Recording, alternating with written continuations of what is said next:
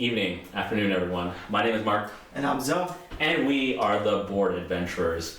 We're back to you today for another Late to the Game. And we're coming at you with an oldie but a goodie. We're going to talk about Viticulture, the Essential Edition. Viticulture was a game that's published by Stonemaier Games and designed by Jamie Stegmaier, Alan Stone, and Morten Peterson. I'm sorry if I mispronounced any of those names. Viticulture is a 2 to 4 player worker placement game where you're running your own vineyard. And the Essential Edition introduces the year system, which, again, we've only played the Essential Edition, so this is the only thing we can talk about. So we're just going to go over the arc for this game. So you start off in spring where you pick your turn order, and it's based on this small track. Wherever you place it on that, your meeple on that track, your little rooster tokens, like how you want to wake up every day, that'll dictate the turn order for the rest of that year, which is like a round. And going down the list, if you want to go further down, like you want further behind in the year, you get a certain benefit based on where it is. So if you want to go first, you immediately will go first, but you get nothing out of it. Yeah. Then you go into summer. So summer lets you do things like building structures. It lets you plant vines, which are the green cards that are in this game. It lets you take a summer visitor. So you'll have people coming to your vineyard and like, hey, let's take you on a tour.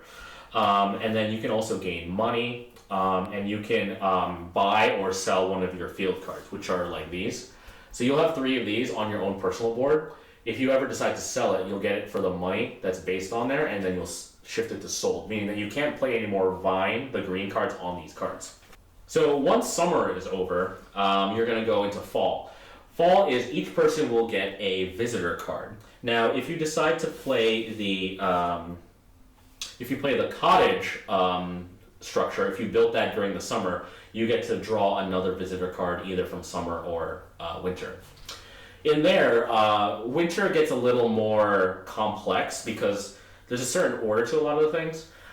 You can play visitor cards. You can make wine, so you can harvest your field, meaning that whatever of these vines you have on your field, you can take that color and you can put that onto your board. Once it's on your board, you can then turn that into a certain wine with another action on the board. And that'll be further down the road. And at the end of each year, whatever wine you have in your cellar or you have in your just general overall, it's gonna age. So it'll go up one. So meaning it'll increase almost in, and not really intensity, but like in number. So it'll make a better type of wine. Yeah. All right. And that's generally it. Once it's a point system. So once you get to 20 points, the game is going to finish out for the year, and whoever has the most points at the end of that year wins the game. And that's basically how you play Viticulture. What do you think about it? So Viticulture is a game that I really enjoy. There's 3 aspects of this game that really is up my alley that I really enjoy about it. The first being how thematically sound this worker placement game is. You really feel like you're building up your own like vineyard, right? Essentially, and creating the business and selling off the wine. I like that aspect of it a lot. Like it just kind of works as a thematic thing, right? Like you are, like each spot that you go to as a worker placement game is more than just collecting a resource that's a different color, which a lot of worker placement games do. I feel like each spot is unique for the theme that it is, and it makes sense for the arc of the game that you're going as going from like the beginning of the year to the end of the year. Right. So it just kind of makes sense for me. That's the first thing. 2, I just like the theme of this vineyard. Right. And 3, I love the Grande Worker. Oh yeah, I didn't talk about the Grande Worker yet. Yeah. The Grande Worker is probably my favorite. One of my favorite additions to worker placement game. It's kind of like you're not locked out of a space, but you're not getting the full benefit either. I like that. Yeah. Because it's a game that has sort of like a flow to it. You need certain things. Right. So it's not like other worker placement games like Lords of Waterdeep, as an example, in which if you get locked out of a certain location, you can kind of switch your strategy a little bit and still be in it. This game, you kind of need to go to certain spaces to kind of keep pace. Essentially, because of how different each spot is. Yeah. So I like that they added the Grande worker to kind of fix that aspect of the game, because from what my understanding is, the Grande worker wasn't part of the original game. It was added. Yeah, to that's what my understanding was too. Is that the Essential Edition took in, I believe, the Tuscany expansion, and it added in everything into just one game. Got it. Yeah, so I really like the addition of the Grande worker. It kind of really makes this game kind of sing for me. Yeah, and like back to like kind of like to reiterate what you said, like when it comes to say like a Waterdeep type of game, if you've been locked out of a space, you basically have to wait until the next round for you to go back. When it comes to Grande, it's like, okay, I can use my Grande in the summer or the winter. Yeah. How badly do I need that space, right? True. Because if I need this to do what I need to do in the winter, but I'm still second to last in the winter, I don't know if I want to take that risk now or take it later. It's a very planny type of game. You need to plan out how you divvying up between winter and the previous round. Right, because once you've used your workers in summer, they don't come with you to winter. Yeah. So you could actually spend all your workers in summer if you needed to, and then have nothing to do for that winter. 100%. Yeah. And like that's like kind of like one of the cool things about it too is like, oh, I see. So like I have to really prioritize what's important for me to get this wine made. Yeah, I thought it was very interesting when I first played this game that the board is kind of segmented based off of summer and winter. And I thought that was something that was really going to bother me. Right. But it really works, and I think it's because of how thematically sound the game is in terms of how it utilizes its locations for what you're actually doing. And it's like, it feels linear, right? Because you start the spring on the far left, and you're like, okay, I know when I'm going to wake up. And it has like almost like a wave towards the right side, right? It's like I know now I need to focus in this section for summer. Then I go further over, and then now this is my winter section. And like going back into like say like player count, like I like the way that they added in extra spaces for the player count. Like it tells you, hey, if you have 4 players, you can go up to 2 of these spaces, right? It scales with player count for all of these. Agreed. Yeah. One aspect of this game that I really enjoy, and this is again on a thematically sound aspect, is the building of the resources. Like you build like the windmill. Yeah, windmill. Like little aspects of the game that you build out that makes the play not easier for you, but it advances what you can do in the game. Right. And it just makes it feels like you're building out a vineyard. You're adding aspects to it that's going to make the game, what you're doing, easier for you. Yeah. And then so like in most cases you actually have to take the build a structure action, right? Because in order for you to have a bigger almost wines, like you need to have the blush wine or like the champagne wine. You need to actually have the medium and the large cellar, and you can't just go straight into building a large cellar. You have to build medium first, and then you have to build into large. It makes and sense, those take a lot of money. Right? Yeah, like if you build, it takes a lot of money, but it also feels like you're building up a business. Yeah, exactly. It's like you don't go crazy at first. You don't build a huge one. You're like, oh, I don't know what to store in here. But then you're just like, oh yeah, I need the medium, and now my wines actually now can age into medium wines. Yeah. And then now you can now build out into your large one. What do you think about how turn order works in this game? Because it changes from year to year. I love games that have variable turn order. I don't. Sometimes like you can almost like in games where like say you're about to end a round and you have a certain amount of money, but you're first. And you're gonna see like someone is like ending their turn. It's like, okay, I'm not gonna do my action because I know I'm first next turn. This game kind of like flips it a little bit in that you can shift around. So it might skip me to the next person, but then it'll come back to me for the second turn. Yeah, I like that because it also gives me an incentive. Like say I need another visitor. right? Mhm. I can go further down the list, get that visitor card. If it doesn't, it doesn't really affect what I need to do for that year. Because I know if I go second in a 2-player game, I have the ability to go to most, if not all, the spaces still. Yeah. I'm a big fan of variable turnovers, such as yourself. I think it just adds a great tension to the game. Yeah.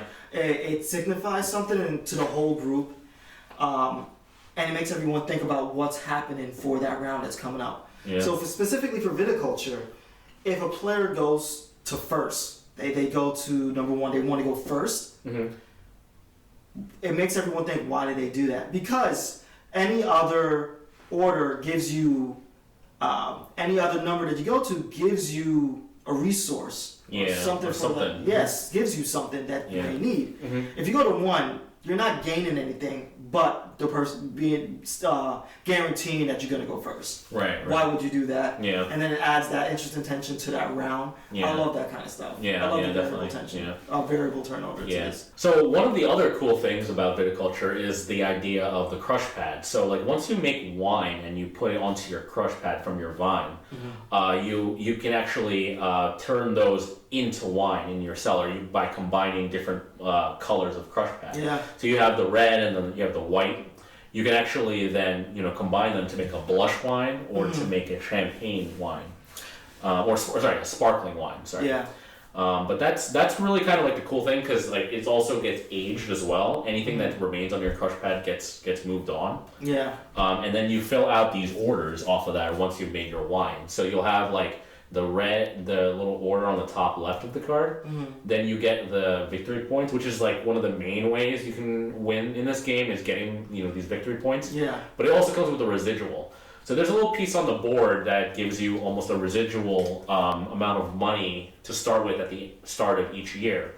And sometimes that feels good because sometimes you're really money deprived early in this game. To get money is to be like, okay, I can do stuff now. I can, develop my buildings a little better. Yeah. I can spend it on, paying for this, visitor or this worker on my board. And it's a great, kind of like cycle that it would go through. Yeah, no, 100%. Yeah. So in terms of a buy, play, or skip altogether, what are you rating Viticulture? That's a good question. Oh man, I had to think about what my favorite worker placement games are, and I feel like during the pandemic there wasn't a game that I played more than this one in terms of worker placement. Yeah. I think off of that, I would have to say this is definitely a buy as an essential. For the essential edition, this is definitely a buy. Yeah. It just feels like I'm almost immersed in the vineyard theme. And I understand if you don't like that idea, then this might not be your type of game. Yeah. But I just love going through each of these almost years, these rounds, and it just feels like I'm kind of like playing out a vineyard, Yeah. And it's to me it's like almost relaxing when I'm playing this game. I don't feel like I'm really competing too much when I'm playing this game. Yeah, other than with yourself, kind of. Yeah, sort of. And like I've heard cases where like if it's actually possible not to make wine in this game and still win. Oh. And I've seen that, and it actually has happened when Jen and I have played. But it's still a fun game. I think that's still a great aspect to find a way to do it without having to build out your cellar, build out your wine. If that's a possibility for you. We didn't even talk about the mamas and papas yet because those give you starting abilities. Yeah. But there's just a lot of variety, I feel, in this game that I think if you like worker placement, this is definitely one that you should definitely check out at the very least. I agree with you there. This is also a buy for me as well. One thing that you said about this game is you mentioned that this is very relaxing for you. And I think this is it has a really, really good flow in terms of summer to winter, just kind of the feeling of building up a vineyard. Right. Because you don't really start selling your wine until later in the game. It's not like something you do in the first couple turns, really. Yeah. It really does have a really, really nice flow. And if you like worker placement games, I think this does a lot of things within that genre of board games very well. Especially in terms of matching it to the theme of the game as well. It just all flows and fits together very well. all the spots and like all the worker spots that you can go into are really thought out and really fits to what they're trying to do and make you feel while you're playing the game. I do know that this is not a game for everyone. We played this with people who this isn't as a place for them. Yep. Mm-hmm. So we might be outliers in terms of our. Yeah, it feels like we are. Yeah. But it just really works for me. And it's not even a game that I would want to pull out all the time, but it's definitely a game I still revere even. Yeah, I think we've only played it once this year so far, but I remember that one play just being like, I remember like this game is just so great. I really enjoy this game a lot. Yeah, it just works. Everything that it's trying to do, it does very well. Yeah. I can't even think of any cons for this game. And I usually try to bring up cons whenever you relate to the game or for fresh off the shelf that we do. Couldn't really think of one for this one. Yeah. So that speaks to how much we love this game. Yeah, it's a great game. I definitely would say go out and try it, and then leaning towards like definitely get it if you like it. Sure. Mm-hmm. Yeah, 100%. Cool. Well, I'm Zoe. I'm Mark. See you on the next adventure.